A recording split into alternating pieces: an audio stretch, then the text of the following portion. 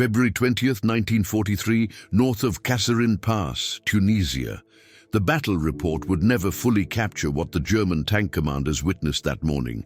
American Sherman tanks executing maneuvers that defied everything Wehrmacht doctrine said was possible without visual signals. Through the dust and smoke of the North African battlefield, 5 Sherman tanks, separated by broken terrain with no line of sight between them, converged on German positions with timing that seemed supernatural. No flags, no flares, no dispatch riders racing between vehicles.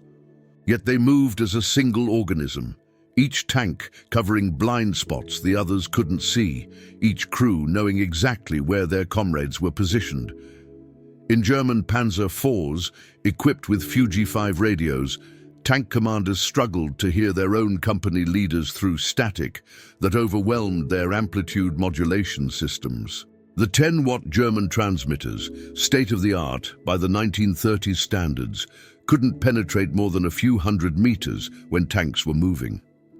Most German tanks carried only receivers, unable to report what they saw or call for help.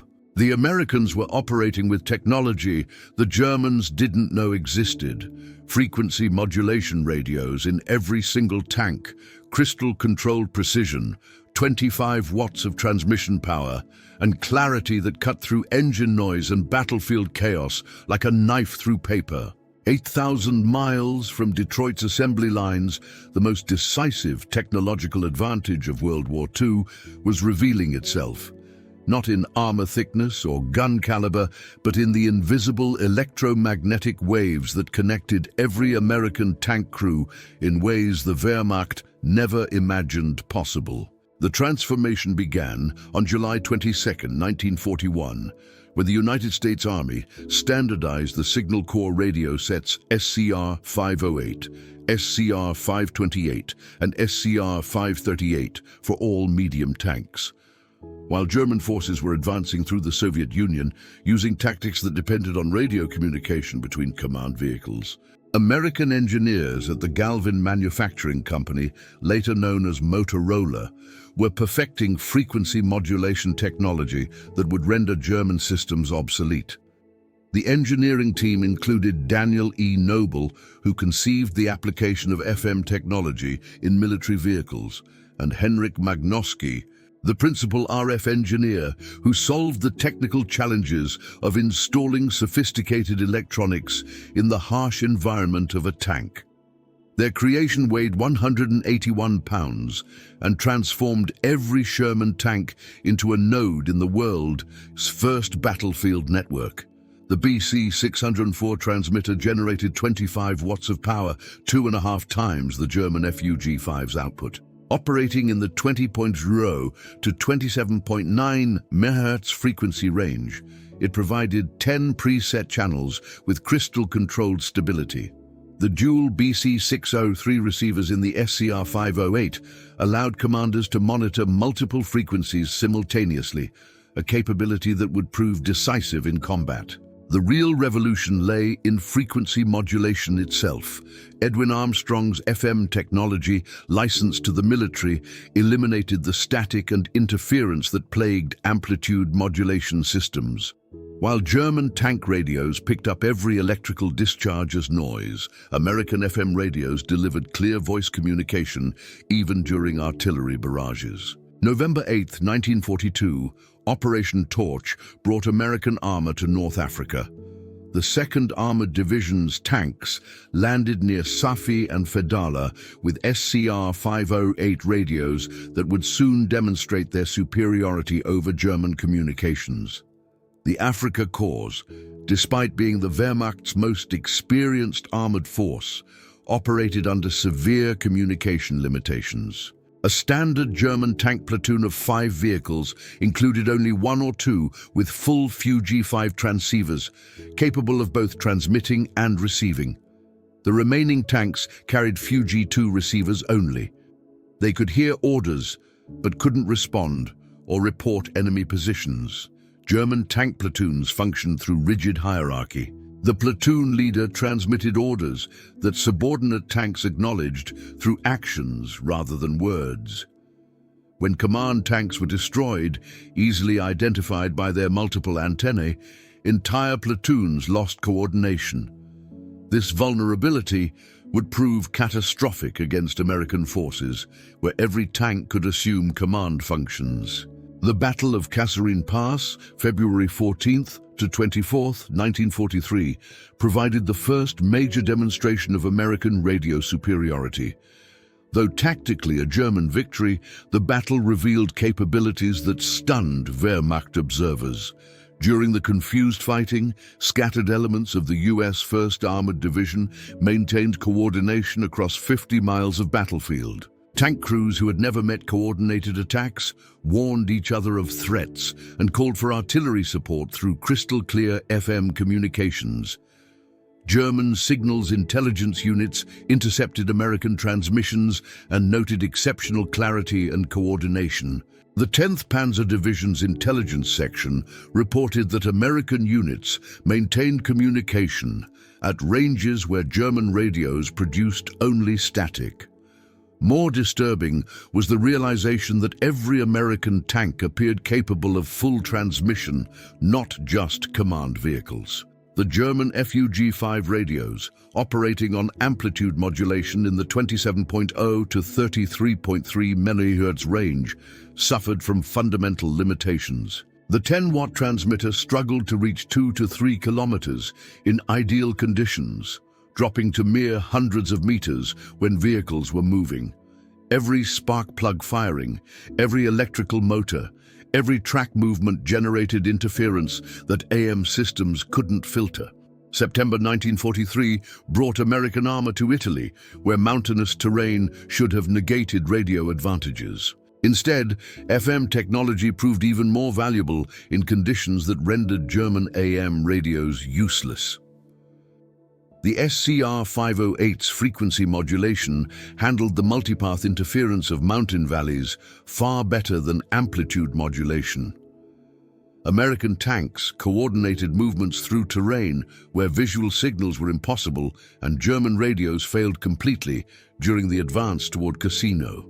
American armored units demonstrated capabilities that defied German understanding. Tank platoons, separated by ridgelines, coordinated attacks with precision that German doctrine said required visual contact. The 1st Armored Division's after-action reports described routine coordination at distances where German radios produced only static. June 6, 1944. As Sherman tanks rolled off landing craft at Normandy, their SCR-508 radios maintained contact with naval fire support, coordination impossible with German technology. But the hedgerow fighting revealed a critical gap. Tank radios couldn't communicate with infantry radios operating on different frequencies.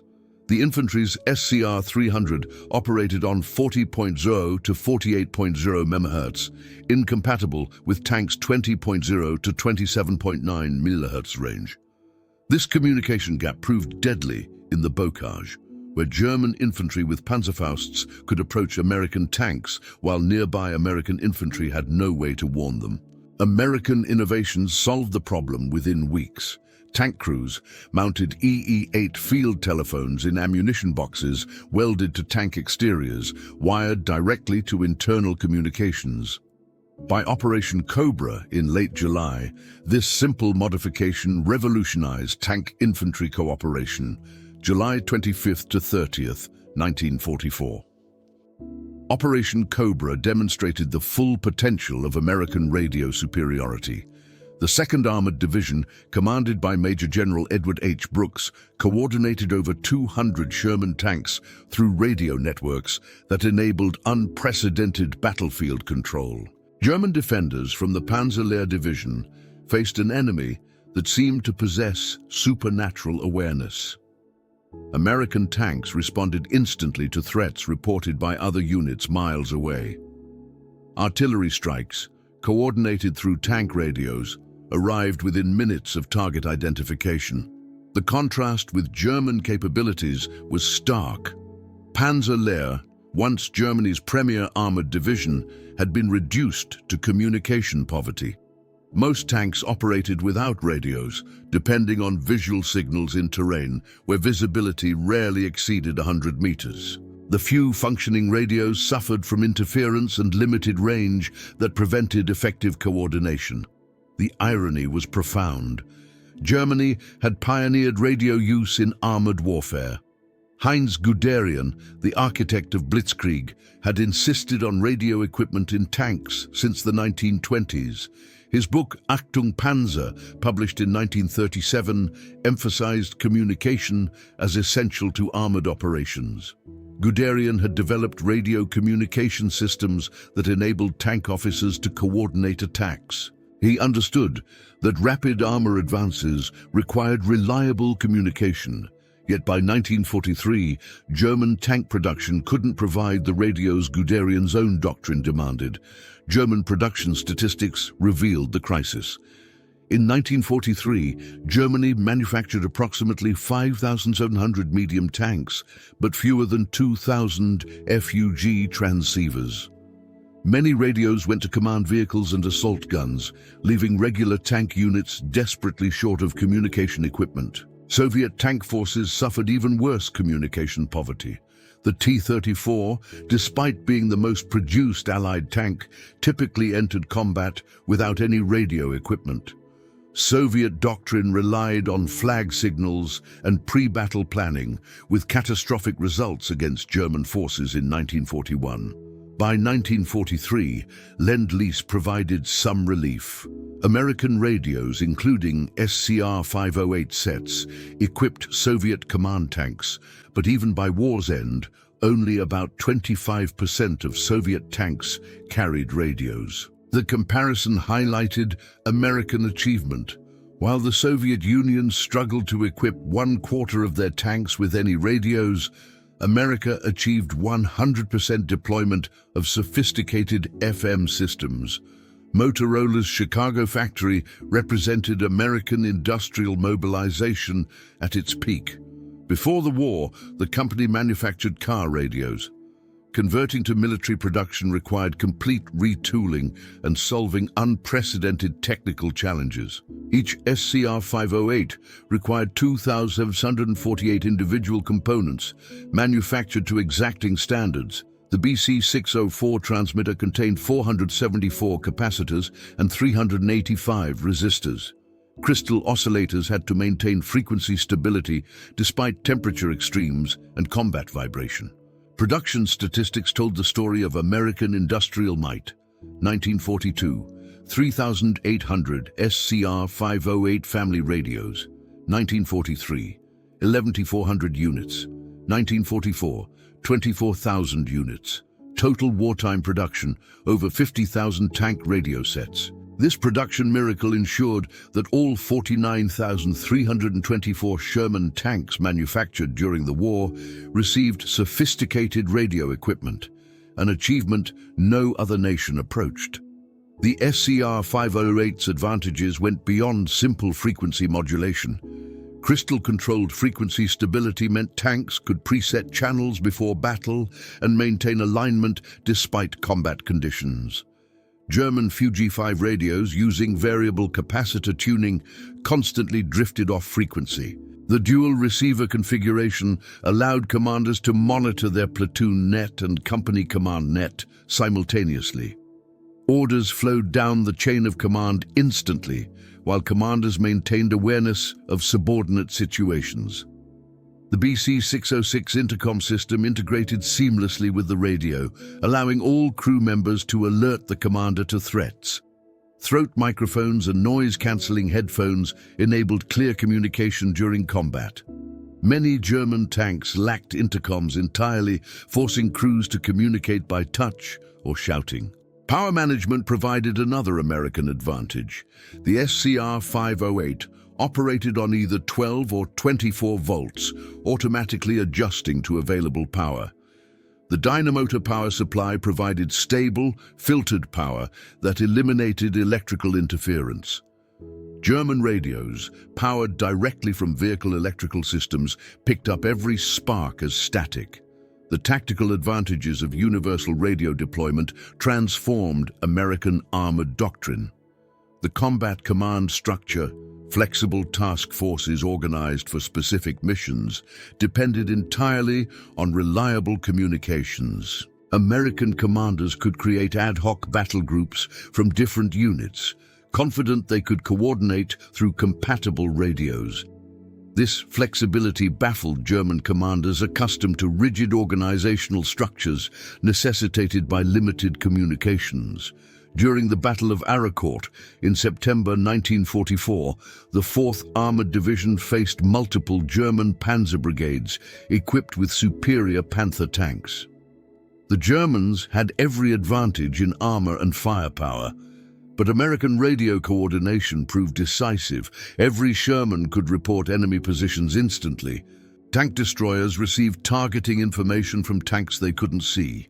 Artillery observers in Sherman command tanks called in devastating barrages within minutes.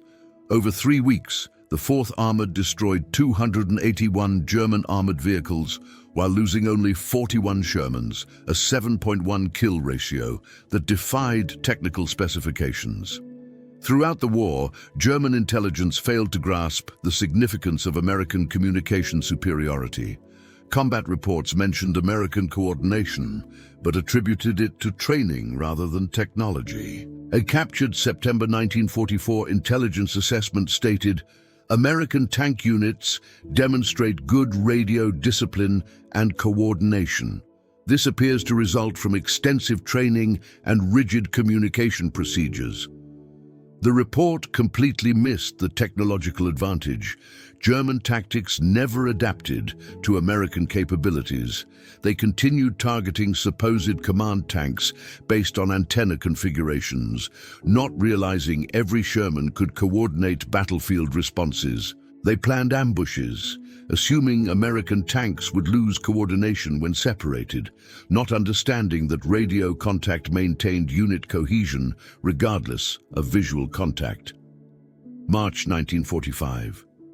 As American forces approached the Rhine, their communication superiority reached its zenith. The capture of the Remagen Bridge demonstrated the speed of American command and control. When the 9th Armored Division discovered the Ludendorff Bridge intact, radio reports reached 1st Army headquarters within minutes. Within an hour, divisions across the entire front were shifting to exploit the opportunity. German forces, dependent on telephone lines that American aircraft systematically destroyed, couldn't respond with comparable speed. American radio coordination created an impenetrable defense of the bridgehead. Tank platoons from different battalions integrated seamlessly, coordinating fires through radio networks. German counterattacks, poorly coordinated due to communication failures, arrived piecemeal and were destroyed in detail. April 1945. The encirclement of the Ruhr pocket demonstrated the culmination of American communication superiority. American armored columns from the 1st and 9th Armies coordinated a complex double envelopment entirely through radio communications. Inside the pocket, 325,000 German troops found themselves trapped, partly because their communications had collapsed. American fighter bombers, guided by radio-equipped forward air controllers, systematically destroyed German communication nodes. Wehrmacht units lost contact with higher headquarters and each other. Field Marshal Walter Model's final messages before communication failure revealed the German plight. No contact with adjacent units, no communication with higher headquarters. Fighting continues, but coordination is impossible. American radio superiority profoundly affected the psychological experience of tank warfare. American crews fought with the knowledge they were never alone. Even when physically isolated, they remained connected through radio waves. German tank crews experienced the opposite, profound isolation.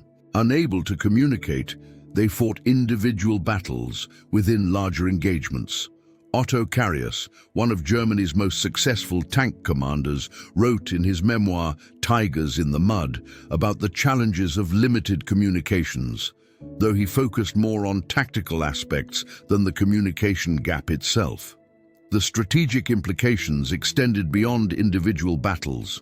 American advances in 1944 to 1945 maintained tempo partly through radio coordination that German forces couldn't match. The Third Army's race across France depended on radio networks that maintained control across hundreds of miles. German commanders consistently underestimated American capabilities because they couldn't conceive of the communication superiority Americans possessed. Heinz Guderian, in his role as Inspector General of Armored Troops, recognized the problem but couldn't solve it. In a December 1944 memorandum, he acknowledged that American coordination negated German advantages in tank quality. After Germany's surrender, American technical intelligence teams evaluated German equipment. Their findings confirmed what combat experience suggested. German tanks often possessed superior armor and armament, but catastrophically inferior communications. U.S. Army Technical Intelligence Report number 176 concluded German tank communications equipment was approximately 5 years behind American systems. The absence of frequency modulation, limited radio distribution, and poor electrical suppression created critical vulnerabilities. Soviet evaluators reached similar conclusions.